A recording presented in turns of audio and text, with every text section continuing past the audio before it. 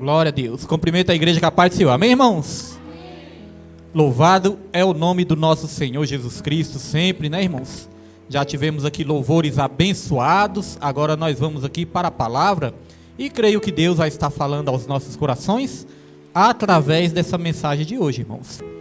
Eu convido a igreja para nós abrirmos a palavra do Senhor no Evangelho segundo escreveu Mateus, capítulo 25. Mateus 25, a parábola das 10 virgens, irmãos. Deus tem uma palavra para o meu e para o seu coração. Agradecer a Deus por este culto abençoado, né? Hoje feriado, como disse, o feriado que deixa saudade no coração de muitos, porque sempre nós nos lembramos de um parente nosso, né, que partiu. Mas o nosso consolo é que nós temos nosso Senhor Jesus Cristo, que ressuscitou e está vivo no coração de cada um nessa noite. É Jesus que nos dá forças para prosseguir até o fim. Mateus capítulo 25, todos acharam? Vamos começar lendo do versículo 1. Versículo 1 até o versículo 12. Onde a palavra de Deus nos diz nessa noite: o reino dos céus será, pois, semelhante a 10 virgens que pegaram suas candeias e saíram para encontrar-se com o noivo. 5 delas eram insensatas e 5 eram prudentes. As insensatas pegaram suas candeias, mas não levaram óleo. As prudentes, porém, levaram óleo em vasilhas junto com suas candeias. O noivo demorou a chegar, e todas ficaram com sono e adormeceram. À meia-noite ouviu-se um grito: o noivo se aproxima, saiam para encontrá-lo. Então todas as virgens acordaram e prepararam suas candeias. As insensatas disseram às prudentes: dei-nos um pouco do seu óleo, pois as nossas candeias estão se apagando. Elas responderam: não, pois pode ser que não haja o suficiente nem para nós e para vocês. Vão comprar óleo para vocês. E saindo ela para comprar óleo, chegou o noivo. As virgens que estavam preparadas entraram com ele para o banquete nupcial. E a porta foi fechada. Mais tarde vieram também as outras e disseram: Senhor, Senhor, abra a porta para nós. Mas ele respondeu: a verdade é que não as conheço. Portanto, vigiem, porque vocês não sabem o dia e nem a hora. Portanto, vigiem, porque vocês não sabem o dia e nem a hora. Amém, irmãos? Os irmãos já podem se sentar nessa noite. Só vou pedir um favorzinho para o nosso irmão Jesuíno. Desligar o ventilador, irmão Jesuíno, em nome de Jesus.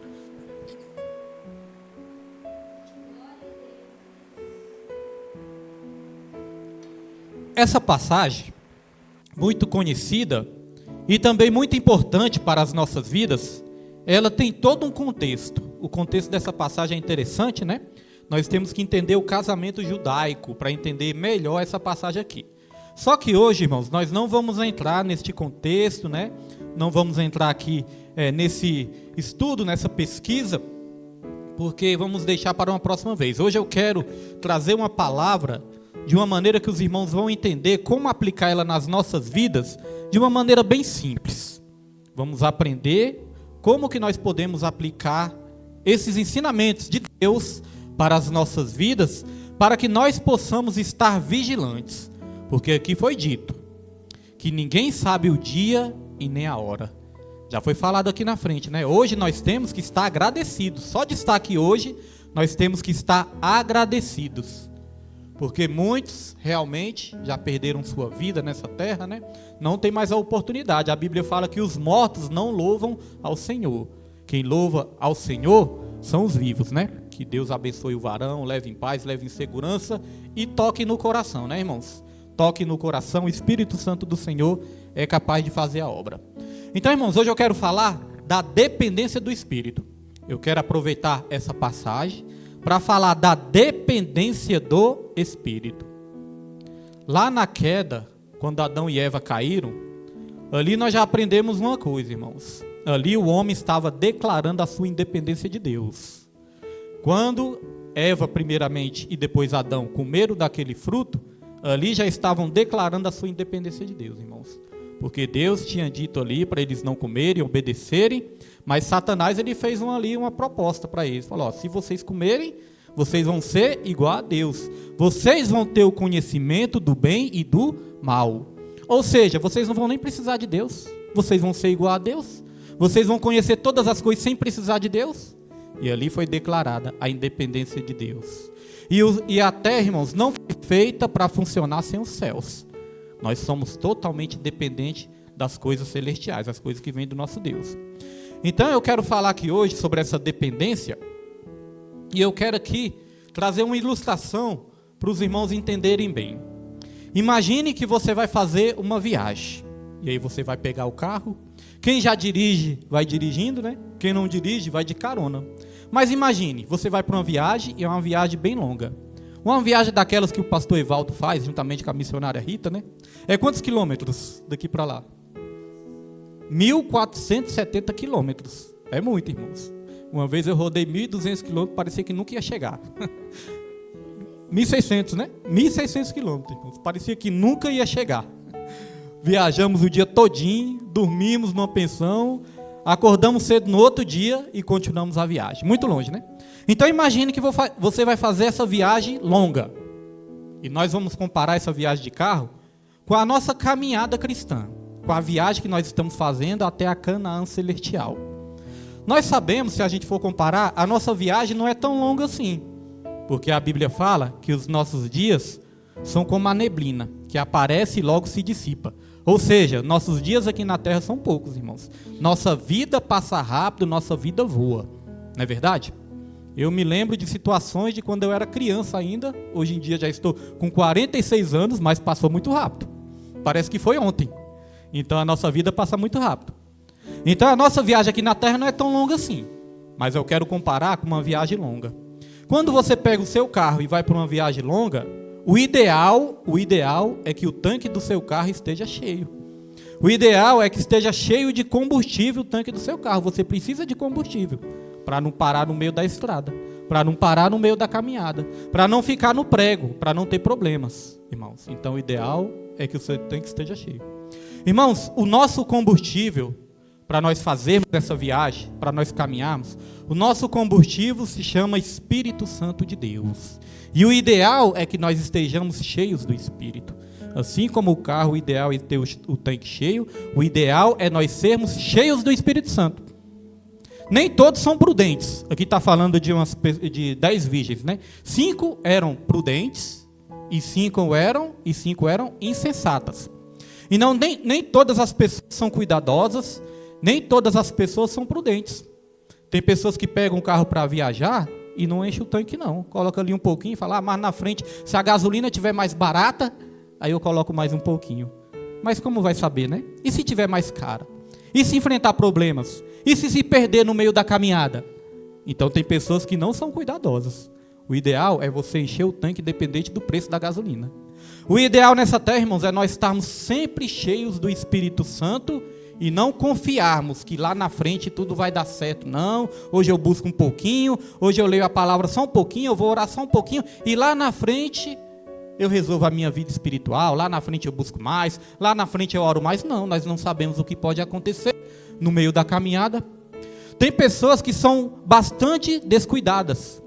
Tem pessoas que viajam só com o ponteiro lá na reserva, não é verdade? Do carro. Eu tinha um amigo, um colega meu, né, de juventude. Esse colega meu, irmãos, ele só andava na reserva. Sempre na luzinha vermelha ali acesa, era o tempo todo na reserva, confiando. Não, colocar só um pouquinho. Nesse tempo, R$5 dava até muita gasolina. Nesse tempo, né? Colocava ali sempre R$5. E ali a luzinha acesa, ele, não, aqui dá, eu conheço meu carro, dá para andar, dá para chegar até não sei onde. Irmãos, volta e meia a gente ficava no prego com ele. E quando eu não ficava no prego com ele, alguém me ligava, eu recebia uma mensagem para tirar ele do prego de algum lugar. Teve uma vez que eu fui lá no INCRA, maior escuridão, o tempo estava ali meio chuvoso, chuviscando, e nós tivemos que ir lá buscar ele. Por quê? Porque estava na gasolina. Quando eu recebi uma ligação dele, eu falava, já sei o que é. Já era para tirar ele do prego, irmãos. Então são pessoas descuidadas. Pessoas que confiam muito. Muitas vezes na vida espiritual pode ser assim também. Às vezes as pessoas, irmãos, ficam deixando as coisas para depois, né? Depois eu coloco mais um pouquinho de combustível. Depois eu busco um pouquinho mais a Deus. Às vezes as pessoas já recebem ali um convite para ir para a igreja e falam, qualquer dia eu vou. Qualquer dia eu vou. Quando Deus me tocar eu vou. Só da pessoa estar recebendo o convite, Deus já está tocando, não é verdade? Deus já está tocando, só da pessoa receber o convite. Às vezes a gente chega assim, a gente pode chegar para um jovem e falar, jovem, entregue sua vida para Jesus. Aí o jovem pode pensar assim, não, mas eu sou muito jovem ainda. Deixa eu curtir minha vida mais um pouquinho. Depois que eu curtir minha vida mais um pouquinho, aí lá na frente eu entrego minha vida para Jesus. Às vezes nós podemos chegar para uma pessoa e a pessoa fala, não, mas eu tenho que ajeitar minha vida ainda, tenho que ajeitar um casamento, tenho que ajeitar minha vida financeira, deixa mais para frente. Então são pessoas descuidadas. Certa vez eu peguei um folhetinho, aliás, na Resgate a gente entregava esses folhetinhos de evangelismo, que esse folhetinho tinha umas ilustrações, né, umas imagens, e falava assim, tinha um menininho lá, aí falava, novo demais para buscar a Deus. Aí depois tinha um senhor lá todo ocupado, fazendo ali os seus afazeres, estudando, aí falou, ocupado demais para buscar a Deus.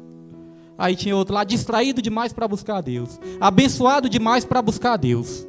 Aí no final desse folheto tinha um túmulo, e no túmulo aí aparecia a frase, tarde demais para buscar a Deus. Foi deixando, foi descuidando e virou tarde demais para buscar a Deus. E nessa comparação que eu estou fazendo, irmãos, olha só, se você for viajar e estiver com seu tanque cheio, a sua viagem vai ser mais segura, a sua viagem vai ser mais tranquila, a sua viagem vai ser com menos preocupação, a sua viagem vai ser em paz. Porque se você estiver ali com metade do tanque ou com o tanque quase vazio, quase na reserva, você vai ficar preocupado. Sua viagem não vai ser tão tranquila assim, sua viagem não vai ser tão segura. Às vezes você pensa, não, está quase acabando aqui o combustível, mas quando chegar no próximo posto, eu abasteço. E muitas vezes não dá tempo de chegar no próximo posto. E aí você pode ter problemas na sua vida. Essa viagem que eu fiz, que eu estava falando que foi 1.600 quilômetros, né, que eu fiz com minha família, irmãos, chegou um momento assim da viagem, que estava chovendo, muito escuro, escuro mesmo, não dava para enxergar nada, né, na estrada assim direito, só os faróis mesmo, nas lanternas do carro, mas estava chovendo, muito escuro, e a estrada era toda esburacada. E aí vários carros, né, do lado esquerdo parados, estragados, e vários carros do lado direito parados, estragados também. E aquele breu, aquela escuridão. E aí eu fiquei pensando, meu Deus, já pensou a pessoa ficar no prego aqui, num lugar desse, isolado? Às vezes tinha carro, mas tinha lugar que nem tinha carro nenhum. Eu pensei, já pensou se a pessoa ficar no prego aqui, se acabar a gasolina? Numa escuridão dessa? Então é um perigo muito grande e é algo que ia trazer muita tribulação. É assim que acontece também se nós não formos cheios do Espírito Santo. Quando nós somos cheios do Espírito Santo, a nossa caminhada é mais segura, a nossa caminhada é mais tranquila, a nossa caminhada é mais feliz e a nossa caminhada tem mais paz. Então a Bíblia nos ensina a nós andarmos de tanque cheio, irmãos, nosso tanque espiritual. A Bíblia nos ensina a sermos cheios do Espírito Santo do Senhor. E eu quero também extrair 3 lições juntamente com os irmãos. 3 lições que nós vamos aprender com essa passagem. Primeira lição que nós vamos aprender com essa passagem é que nós temos que ser vigilantes. Olha só no versículo 13 o que diz. Portanto, vigiem, porque vocês não sabem o dia e nem a hora. A vigilância é você andar com prudência. Lá em Efésios também, capítulo 5, versículo 14, vai dizer o seguinte, olha, vocês têm que andar como sábios e não como nécios.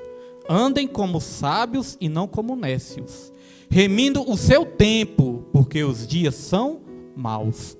O que é remir o tempo, irmãos? Remir o tempo é compensar o tempo.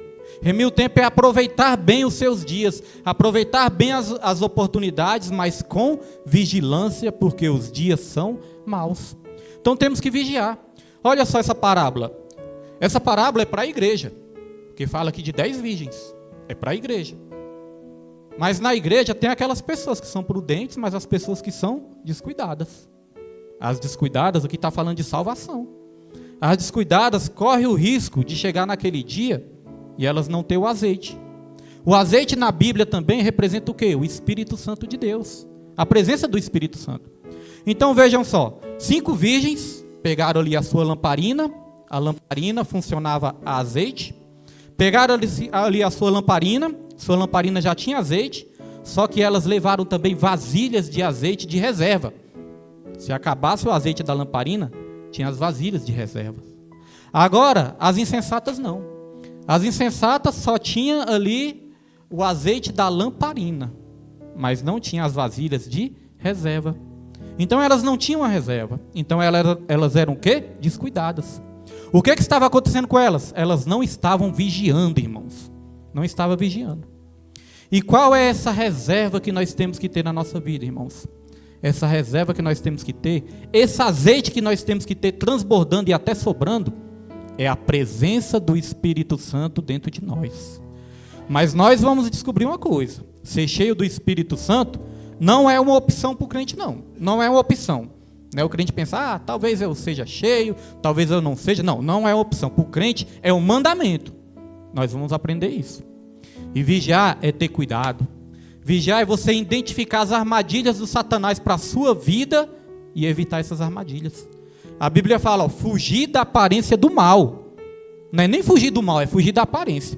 Se algo ali já tem a aparência do mal, irmãos, perna para quem te quero. Eu sempre me lembro da história de José, né? José, quando estava ali servindo a Potifar, vai dizer que a mulher de Potifar seduziu José. Quando José viu que o negócio ali estava meio esquisito, que aquela mulher estava se engraçando demais para ele, estava ali querendo seduzir ele, o que é que José fez, irmãos? José, pernas para quem te quero. Vai dizer que a mulher grudou na capa de José, até arrancou a capa de José. Mas o que é que ele estava fazendo? Fugindo da aparência do mal. Ele podia ir de encontrar o mal, começar a dar ouvidos ali para a mulher, começar ali a conversar, mas com o pecado nós não podemos brincar. Nós temos que fugir da aparência do mal. E nossa luta para sermos cheios do Espírito Santo, irmãos, não é fácil não, sabe por quê? Porque nessa luta para nós sermos cheios do Espírito Santo, o diabo ele vai fazer de tudo para a gente se esvaziar do Espírito. Nós temos que estar em Espírito em todos os momentos. Orar sem cessar, estar em Espírito, porque a qualquer momento o diabo ele pode criar uma situação para a gente sair do Espírito. Por quê? Para a gente ser vazio, né? Para a gente perder a unção, a presença do Espírito Santo. Por quê, irmãos? Porque o diabo, ele nos conhece, ele conhece os nossos defeitos, ele conhece as nossas fragilidades, ele conhece as nossas fraquezas. E ele vai usar as nossas fraquezas contra nós. Ele sabe dos nossos pontos fortes, mas ele sabe também dos nossos pontos fracos. E ele vai usar isso contra nós. Ele sabe como usar, quando usar. Ele sabe a maneira correta de usar isso contra nós. Então é um desafio muito grande. Então a vigilância é em todos os momentos. Muitas vezes nós não identificamos o que pode acontecer. Às vezes nós vemos alguns sinais, nós olhamos assim e falamos, rapaz, esse negócio não está certo, esse negócio não vai dar certo, estou sentindo algo aqui, estou sentindo um aperto no coração, uma angústia, esse negócio não vai dar certo. Só que aí nós não fugimos da aparência do mal. Nós não cuidamos para nos desviar do mal. Aí, quando vê que não, essa situação vem contra nós, e isso pode nos fazer desanimar, isso pode nos fazer entristecer, isso pode nos fazer desistir. Isso pode nos fazer se revoltar, tornar rebelde, jogar tudo para o alto, chutar o pau da barraca. Então a vigilância vai fazer com que a gente veja esses sinais, irmãos, e tome cuidado. Tome providências para que o mal não aconteça nas nossas vidas. E Deus ele está sempre nos dando sinais. Então, primeira lição, ser vigilantes. Segunda lição que nós vamos aprender com essa passagem. Temos que ter reserva. Falamos aqui. Não basta apenas estar cheio, temos que ter a reserva também. Pastor William, que reserva é essa? Eu entendo, irmãos, que é reserva de oração, que é reserva de consagração, que é reserva de adoração, é reserva de comunhão, é reserva de leitura da palavra, é reserva de estudo da palavra do Senhor. Quantas vezes nós corremos o risco de passar o dia todinho sem nem abrir a Bíblia? A Bíblia ficar lá dentro da nossa casa, fechada o dia todinho, a gente não abrir, não ler um versículo, não ler um capítulo. Quantas vezes nós não corremos o risco também de passar o dia todinho e não colocar os nossos joelhos ali, tirar um momento para orar, tirar um momento para consagrar. Quantas vezes também nós corremos o risco de ficar faltando um culto, sem ir num culto, aí depois já deixa de ir em 2, quando vê que não, já deixa de ir em 3, quando vê que não, já não quer mais ir para a igreja. Então, o combustível vai se acabando. O combustível vai se acabando e a pessoa não está repondo o combustível. Para fazer essa viagem que nós estamos comparando aqui, volta e meia você vai ter que parar no posto e abastecer, irmãos, de combustível. E onde é que nós abastecemos o nosso combustível espiritual? Na presença do Senhor, na presença de Deus. É orando, é jejuando, é lendo a Bíblia, é participando dos cultos e é trabalhando para o Senhor. Quando eu estava ali na rádio, muitas vezes nós recebíamos ligações. E muitas vezes essas pessoas que nos ligavam falavam: pastor, eu estou fraco, pastor, eu estou fraco, pastor, eu estou fraco. Pastor, o que eu faço? Eu falo: olha, a única coisa que eu posso fazer, além de orar, é dar meu testemunho. Aí eu falo: sabe onde eu encontro forças quando eu estou fraco? É na obra de Deus. Sabe, irmãos? A gente encontra força assim nos joelhos, na oração, né, na leitura da palavra, na comunhão. Nós encontramos forças. Mas sabe de uma coisa que nos dá força, irmãos? Uma das melhores coisas para nos dar força quando nós estamos fracos é fazer a obra de Deus. Os irmãos sabem que muitas vezes eu faço ali uma live, né, gravo ali uma live no Facebook, e eu sou acostumado com isso. Eu gosto de falar de Jesus, gosto de falar do amor de Jesus desde o tempo da rádio. Aí eu saí da rádio, eu senti muita falta de falar de Jesus. Aí quando eu aprendi esse negócio de live, né, e tudo, eu falei: pronto, posso fazer live e vou falar de Jesus do mesmo jeito. Então, irmãos, nem sempre quando eu vou fazer uma live daquela, nem sempre eu estou forte, nem sempre eu estou bem, nem sempre eu estou animado. Às vezes eu estou ali meio jururu, às vezes eu até penso: não vou fazer não. Irmãos, mas quando a gente deixa de fazer a obra, no lugar da gente se fortalecer, a gente fica mais fraco ainda. É ou não é verdade? Quando você está fraco, você está desanimado para vir para a igreja. Quando você não vem, você se sente mais forte ou se sente mais fraco? Mais fraco, né?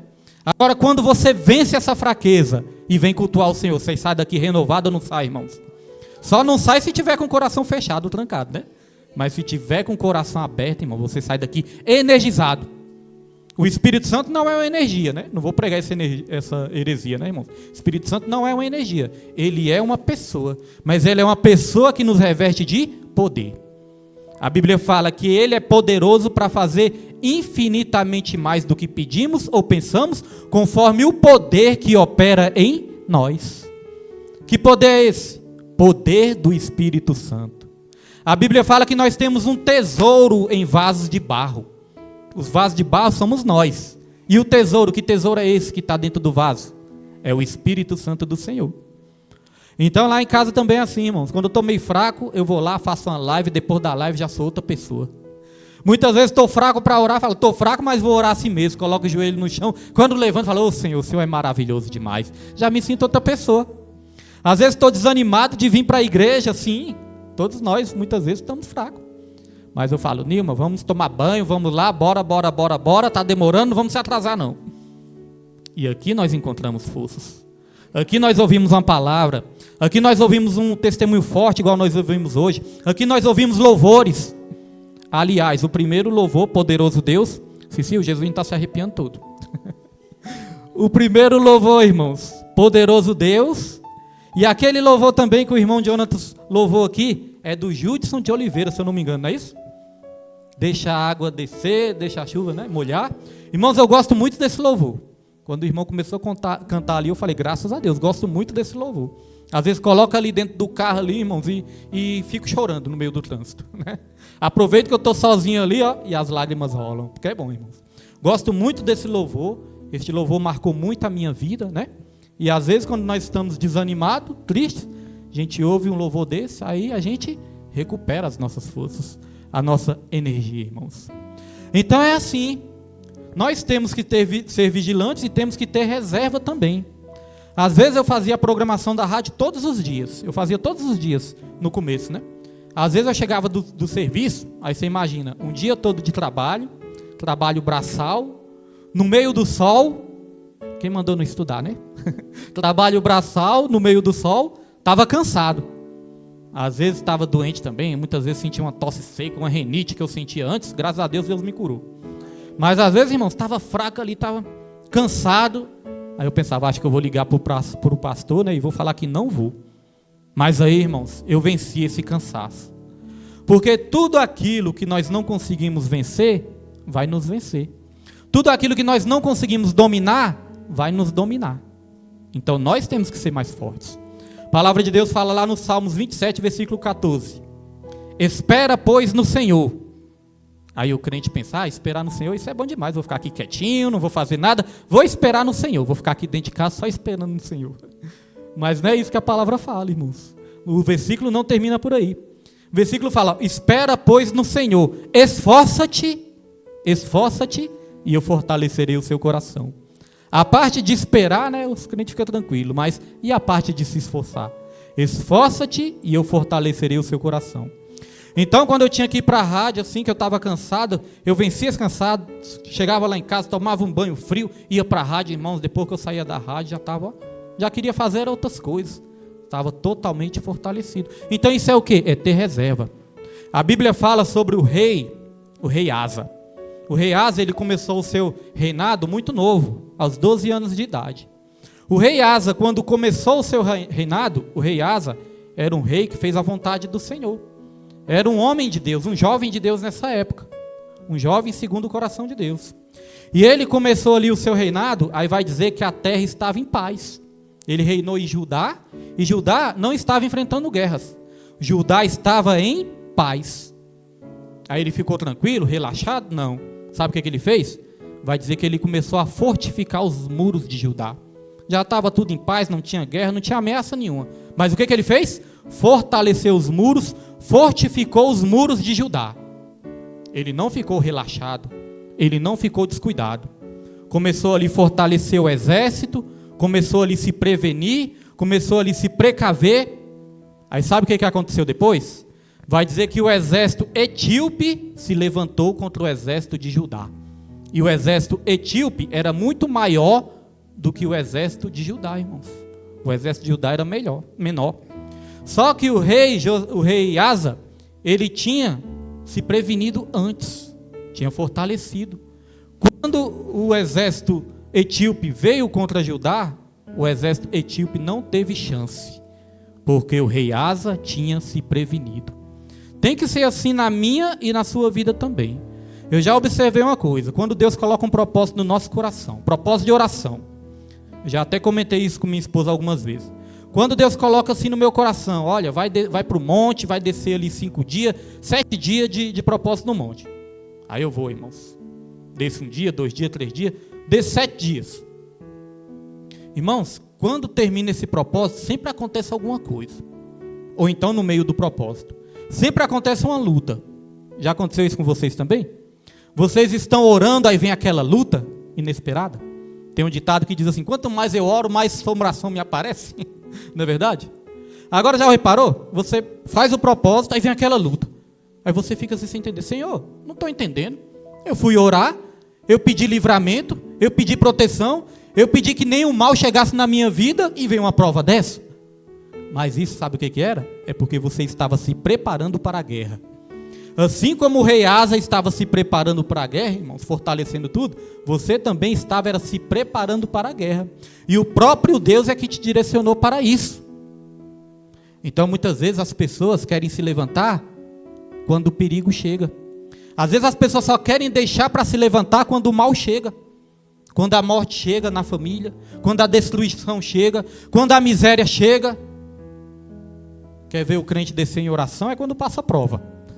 Quando está tudo bem, hoje eu não vou orar, não, hoje eu estou cansado. Senhor, o Senhor sabe, né? O Senhor me conhece. O espírito está pronto, mas o Senhor sabe, a carne é fraca, né, Senhor? O Senhor sabe. Quando alguém fala para mim, William, Deus sabe de todas as coisas. Eu respondo, Deus sabe de todas as coisas, quem não sabe somos nós. Deus, Ele sabe mesmo, quem não sabe somos nós. Então, irmãos, às vezes as pessoas só deixam para buscar, para procurar socorro, para procurar ajuda, para procurar se fortalecer quando tudo está sendo destruído. Aí sabe o que acontece? O diabo encontra essa pessoa sem forças. Por quê? Porque a pessoa não separou ali a sua reserva. A pessoa não ajuntou para si ali o azeite. Não separou a reserva do azeite, irmãos. Aí o diabo pega aquela pessoa fraca, frágil. Já observou nesses documentários que tem esses animais selvagens, quando o leão está caçando, né? Quando o leão ou a onça está caçando, é muito interessante. O leão, quando vai caçar, na verdade quem caça são as leoas. O leão às vezes caça, mas quem caça mais são as leoas, irmãos. O leão é mais folgado, né? Não sei se com os homens também acontece assim, mas no reino animal os leões são mais descansados. Quem é mais guerreiro ali vai para a caça são as leoas. Aí sabe o que elas fazem? Elas chegam ali e elas começam a correr atrás do bando, né? Imagine um bando de zebras. Elas começam a correr atrás do bando. E aí elas correm para cá, correm para lá. Primeiro elas só vai cansando ali o bando de zebras. Sabe o que ela está fazendo? Está cansando primeiro, não dá o bote, fica só cansando. Depois que elas começam a cansar ali aquele bando de zebras, sempre vai ter uma zebra daquela que vai estar mais cansada, mais fragilizada. E aí ela se isola. Quando está mais cansada, mais debilitada, ela se isola do bando. Quando ela se isola do bando, sabe o que acontece?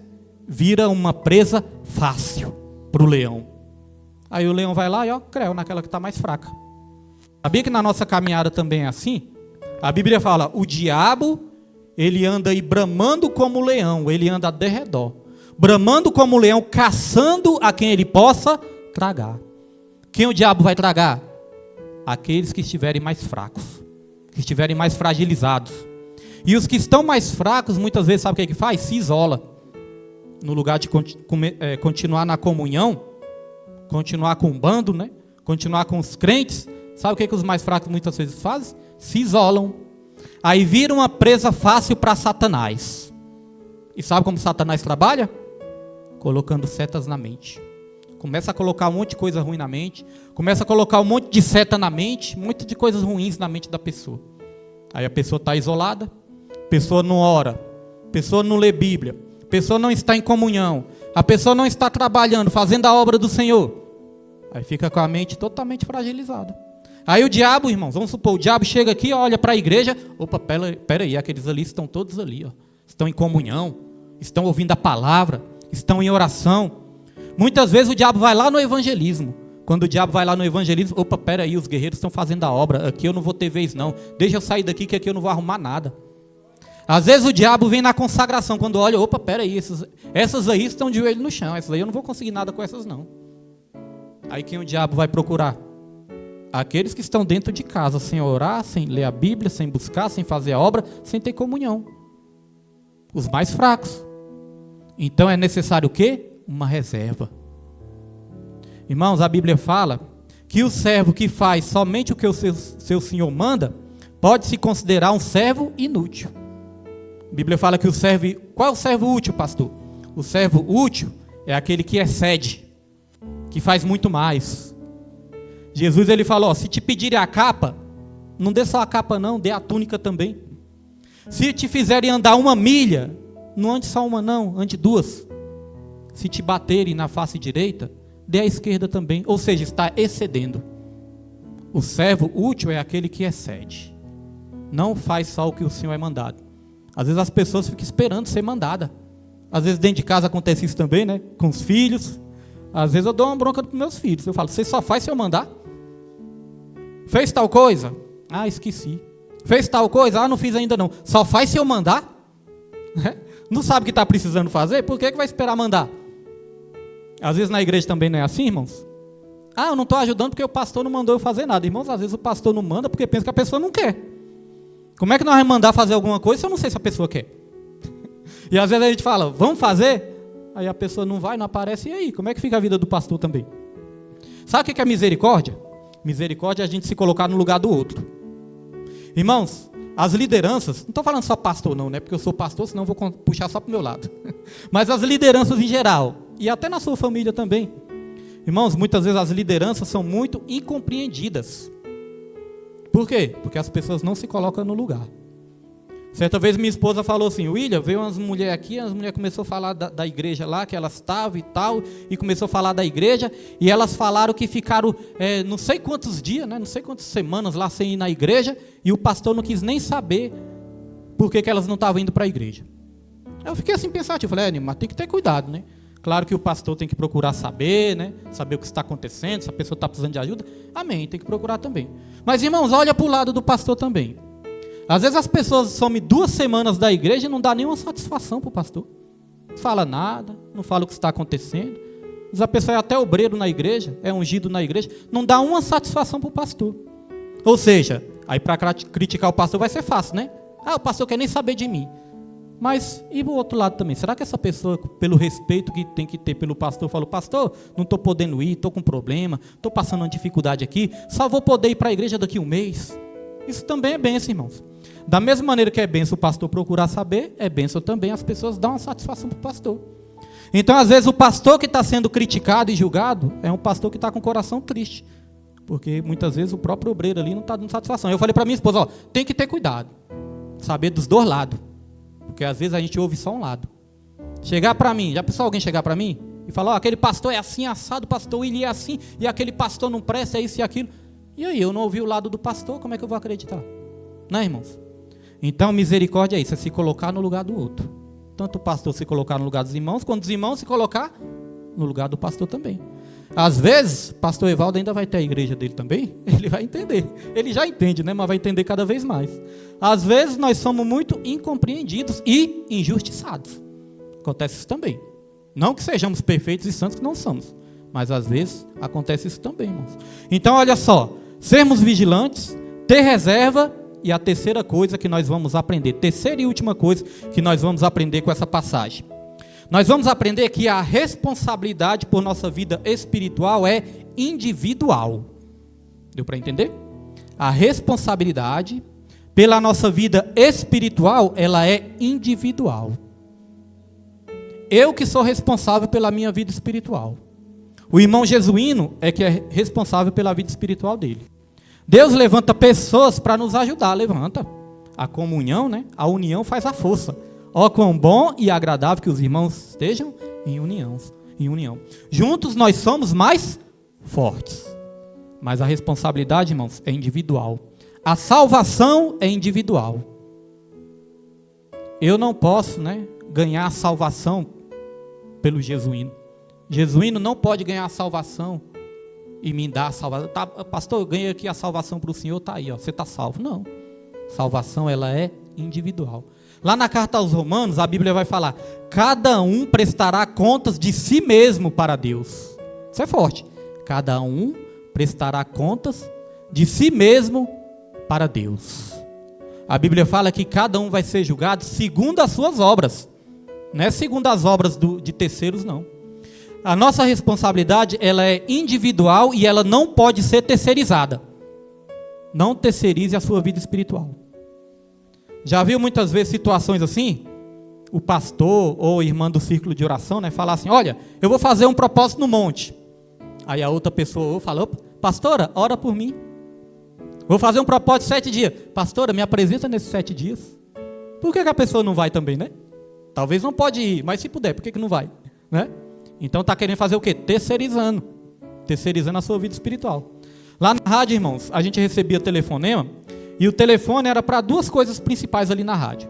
Uma era para contribuir, quem quisesse contribuir, né, ajudar a obra, e a outra era para a pessoa pedir oração, para a gente orar, né, ou a pessoa contar um testemunho, alguma coisa.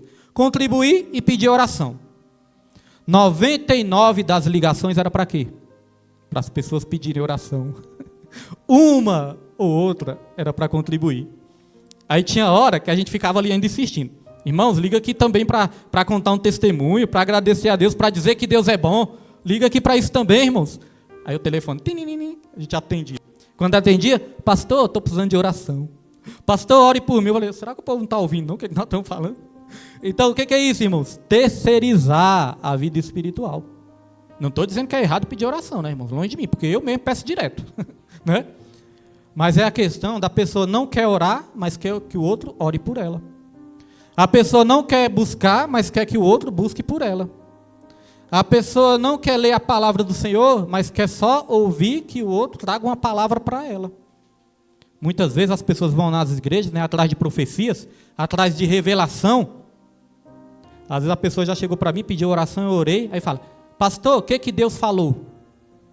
Dá vontade de falar. Falou para você ler a Bíblia. Falou para você abrir a Bíblia, porque tem tudo lá na Bíblia. Né? Dá vontade de falar isso? Mas irmão, às vezes a pessoa quer uma revelação, às vezes quer uma profecia, sendo que nós podemos ouvir diretamente da boca de Deus. Quando você abre a Bíblia, você está abrindo a boca de Deus ali, você está ouvindo a própria palavra de Deus, irmãos. Então isso é terceirizar a vida espiritual. Querer sempre que o outro ore, querer sempre que o outro busque. Aí falta a pessoa falar: pastor, seja salvo por mim, ganhe a sua salvação e a minha. E aqui tem um texto interessante, olha só, Ezequiel, coloca aí, Pedro. Ezequiel, capítulo 14, versículo 12 ao 16. Ezequiel 14, versículo 12 até o 16. Olha só, irmãos, vamos ler aqui comigo. Ó. Esta palavra do Senhor veio a mim. Pode passar.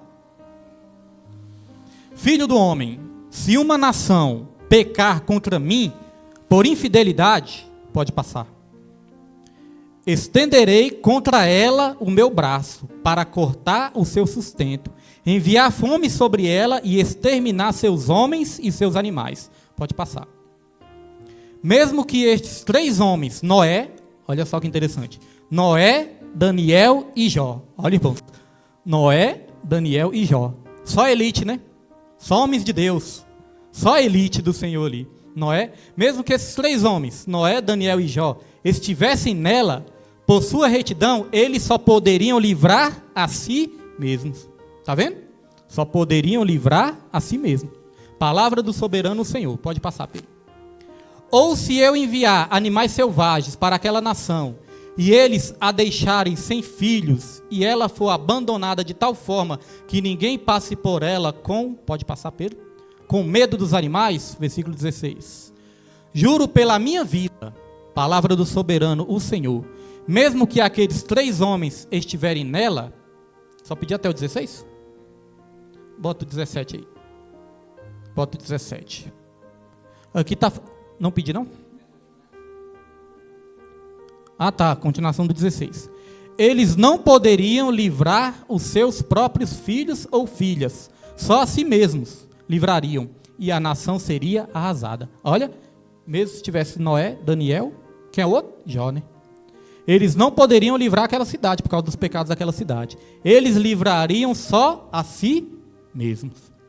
Irmãos, nós temos um aprendizado muito forte na queda, né? Eu gosto muito de ir na queda lá, porque ali foi o começo de tudo e nos ensina muitas coisas.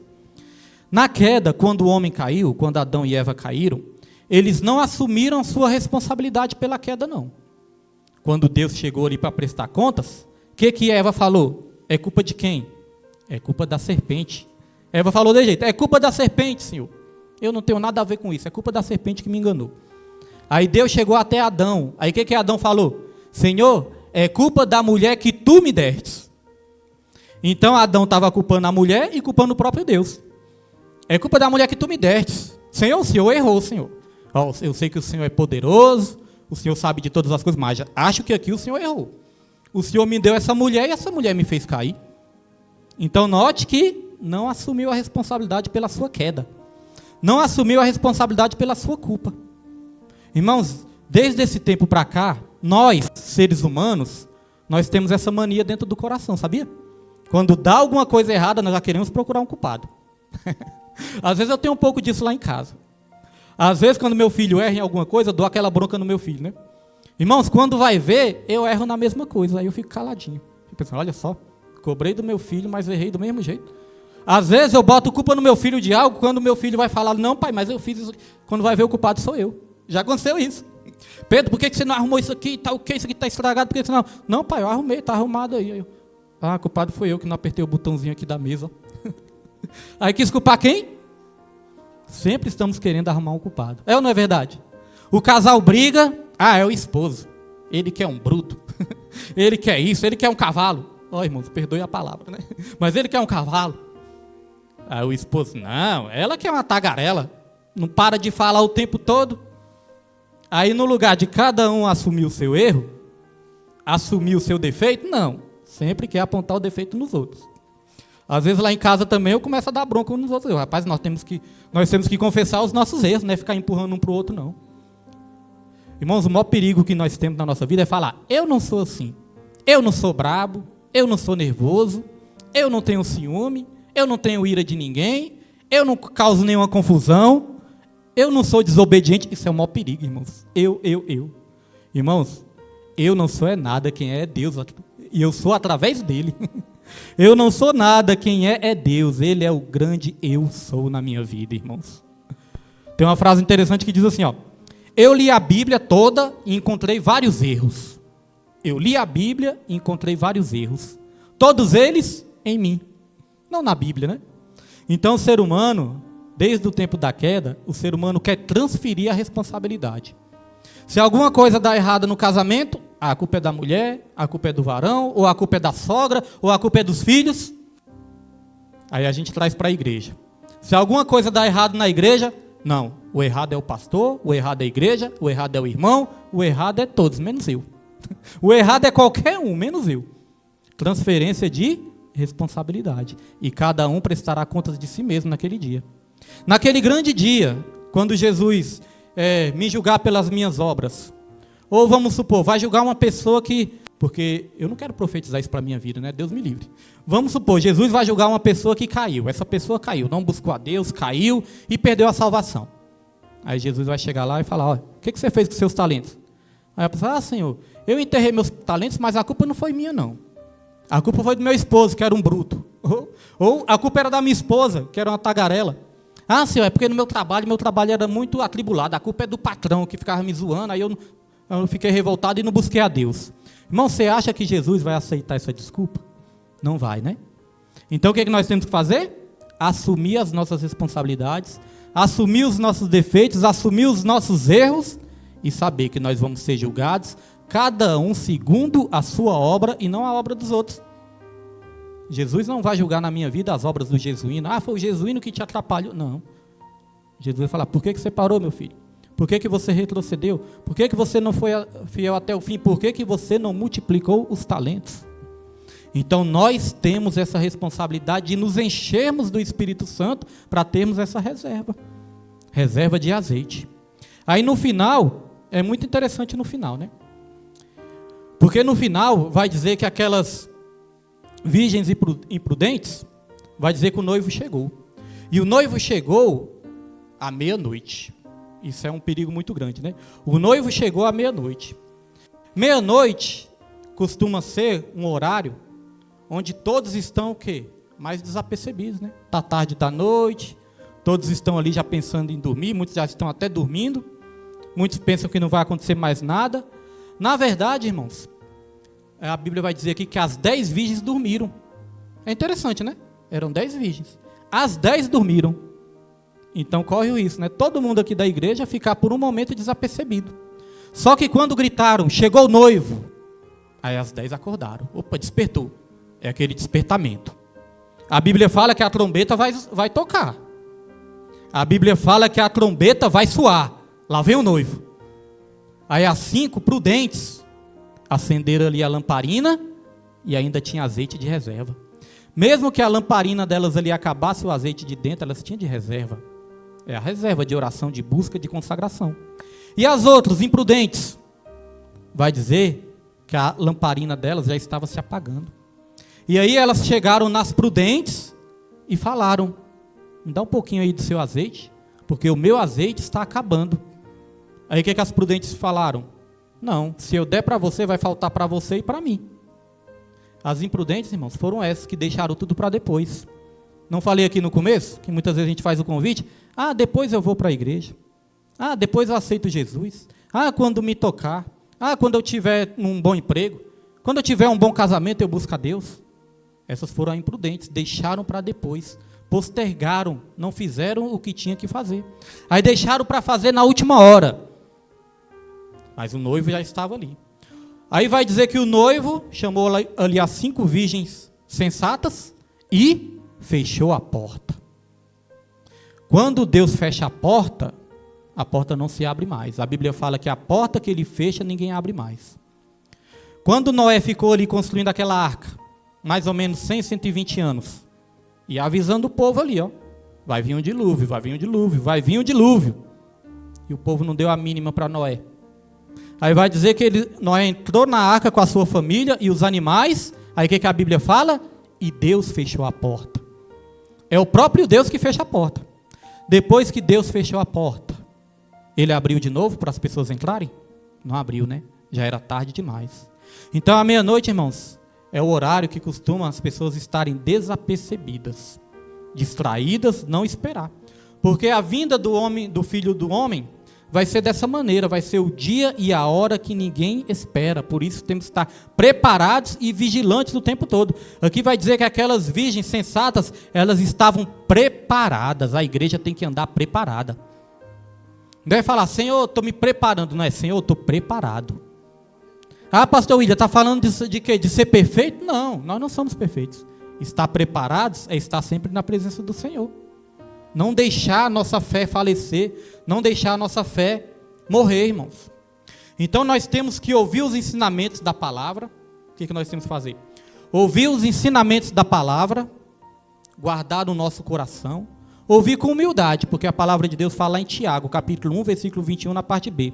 Recebei com humildade a palavra que em vós é implantada, porque ela é poderosa para salvar as vossas almas. Então é ouvir, aceitar a palavra com humildade, porque a queda vem muitas vezes quando a pessoa endurece o coração, não aceita a palavra, rejeita a palavra, se revolta contra a palavra, aí o coração endurece. A Bíblia fala de um povo que era de dura serviço. Aí eu não sabia o que era serviço, falei, rapaz, vou pesquisar, porque eu sou um cara curioso. Eu não sabia o que era serviço, eu falei, rapaz, o que é endurecer a serviço? Endurecer a serviço, irmãos, é quando a pessoa não tem a humildade de se prostrar, né? Curvar serviço, o pastor Evaldo às vezes vai orar, né? Ele fala isso, curve a sua serviço, a sua fronte. Curvar serviço, irmãos, é fazer assim, ó. É ser humilde, é ser submisso. Mas a Bíblia fala de um povo de dura serviço, não se curvava de jeito nenhum. Para a palavra, para os profetas, para Deus. E nós não podemos ser de dura serviço. Então é o quê? Ouvir a palavra, aceitar com humildade a palavra e praticar a palavra. Não adianta só ouvir e só guardar e deixar guardada, né? Tem que botar em prática. Praticar a palavra de Deus. E aí quando aquelas imprudentes pediram o azeite das prudentes, as prudentes falaram assim, ó, não, se eu te der vai faltar para mim e para você. Vá e compre do seu próprio azeite. É que Jesus está falando. Cada um de nós é que temos que buscar a nossa própria reserva. Sem depender do homem. É claro, como eu falei, o homem nos ajuda, né? Deus coloca pessoas aqui na terra. Mas nós não podemos depender do homem. Sabe por quê? Por mais boa intenção que o homem tenha, por mais que o homem queira te ajudar, o homem é falho. Por mais que o homem queira te ajudar, irmãos, o homem só consegue fazer o possível. O impossível pertence ao Senhor. Então, às vezes, as pessoas ficam ali dependentes. Dependente do pastor, dependente de um irmão, dependente da outra irmã, o tempo todo querendo andar de muletas. E Deus, Ele quer que nós sejamos independentes, que nada nos abale. Está na igreja, está dando tudo certo, está todo mundo feliz, todo mundo unido? Amém, estou ali, vou continuar firme, vou continuar na caminhada. Começou a ter contenda na igreja, algum problema, alguma dificuldade na igreja?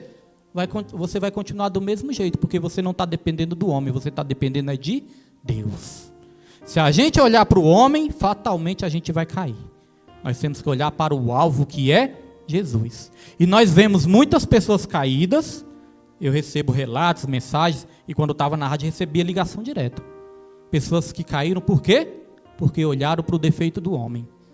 Ah, o pastor não me visitou, o pastor não me deu a paz do Senhor, o pastor não me ajudou, o irmão não me ajudou, a irmã não me ajudou, o irmão aprontou uma comigo, a irmã aprontou uma comigo e caíram. Então essa pessoa não estava sendo dependente de Deus, estava sempre dependente do homem. A partir do momento que o homem decepcionou, o que aconteceu com a pessoa? A pessoa caiu. Agora, se nós formos dependentes de Deus, irmãos, pode o mundo estar pegando fogo aí, que nós vamos continuar firmes na fé, firmes na presença do Senhor. Porque nós olhamos para Jesus e não para o homem. É isso que a igreja está precisando. Não olhe para o homem. Pode ser a melhor pessoa dessa terra. Vai chegar um momento que ela vai errar. Vai chegar um momento que ela vai falhar. Agora a Bíblia fala que Jesus, ele veio sobre essa terra e ele foi tentado em tudo, foi provado em tudo, porém não pecou. Jesus, ele nunca errou, ele é perfeito. Ele venceu o pecado na carne por todos nós. Ele venceu por mim e por você. Quando aquelas virgens prudentes, elas falaram assim, olha, não vou te dar meu azeite, vai comprar o seu azeite. Aí vai dizer que essas virgens insensatas, elas saíram para comprar. Se arrependeram, né? Falou, realmente eu tenho que buscar. Realmente eu não fiz o que era para fazer, agora eu tenho que fazer. Mas quando elas foram comprar, quando elas voltaram, a porta estava fechada. E sabe qual foi a mensagem que elas ouviram de Jesus? Na verdade, eu não vos conheço. Afastai-vos de mim que eu não vos conheço. Irmãos, a mensagem mais triste que o ser humano pode ouvir é essa, do próprio Deus. Apartai-vos de mim que eu não vos conheço. Ah, pastor, mas o meu esposo falou uma mensagem que me entristeceu tanto, eu desanimei e não quis mais buscar a Deus, porque eu fiquei muito triste com aquilo que o meu esposo falou, foi algo horrível que o meu esposo falou. Pode ter sido algo horrível, irmãos, mas mais horrível ainda é Deus falar isso, apartai-vos de mim que eu não vos conheço. Essa é a pior frase que o ser humano pode ouvir. Agora, sabe qual é a melhor frase que o ser humano pode ouvir? Não é só quando as esposas querem ser elogiadas pelos seus esposos, né? Que o esposo fala, meu amor, a esposa já se derrete toda. Meu bem, te amo, a esposa já se derrete toda, né? Isso é bom, mas isso não é a melhor frase que você vai ouvir, não. A melhor frase que você vai ouvir, vai vir da boca do próprio Deus também. Quando Deus falar, vinde a mim, benditos do meu Pai. Vinde a mim para o reino que eu tenho preparado desde a fundação do mundo. Vinde a mim, benditos do meu Pai. Essa é a melhor mensagem que nós podemos ouvir. Mas para nós ouvirmos essa mensagem no final, nós estamos numa viagem. Nós estamos numa caminhada. Não deixe o seu tanque se esvaziar. Não fique confiando só na reserva. Não fique confiando que lá na frente você vai encontrar um posto, não. O dia que você tem que abastecer o seu tanque é hoje. Não deixe para depois. Aí muitas vezes as pessoas não estão na igreja, né? Aí os pregadores falam, vá para uma igreja mais próxima da sua casa. Eu já costumo falar diferente. Não, vai para uma igreja mais próxima da sua Bíblia. Que tem muitos lugares aí que pode ter o nome de igreja, irmãos, mas nós não sabemos nem o que é pregado lá dentro. Hoje em dia existe até a igreja de Satanás. Não sei se os irmãos já viram. Existe igreja, né, que é culto para o demônio. E lá em Apocalipse a Bíblia fala, ó, sinagoga de Satanás. Existem igrejas que falam que é inclusivas, que é igrejas homossexuais, né, inclusivas. Então existe igreja de todo tipo. A questão é, está pregando o verdadeiro evangelho? A questão é essa, irmãos. Então nós temos que ter essa reserva, e para termos essa reserva nós temos que ser cheios do Espírito Santo. Efésios 5, versículo 18. Não vos embriagueis com vinho, mas enchei-vos do Espírito Santo. É um mandamento, não é verdade? Enchei-vos do Espírito Santo. Lá não está falando assim, não. Vá lá na igreja mais próxima, vá lá no seu pastor, que o seu pastor vai te encher do Espírito Santo. Não fala isso, né? Não é o seu pastor que vai te encher do Espírito Santo. Não fala assim também não, vai lá no círculo de oração que as irmãs vão te encher do Espírito Santo. Não, irmãos. A Bíblia fala, enchei-vos do Espírito Santo. Você é responsável por ser cheio do Espírito Santo, irmãos. E nós não podemos terceirizar isso, então que nós venhamos ser uma igreja que além de estar cheio, que nós venhamos ser também aquela igreja que tem reserva de azeite, irmãos.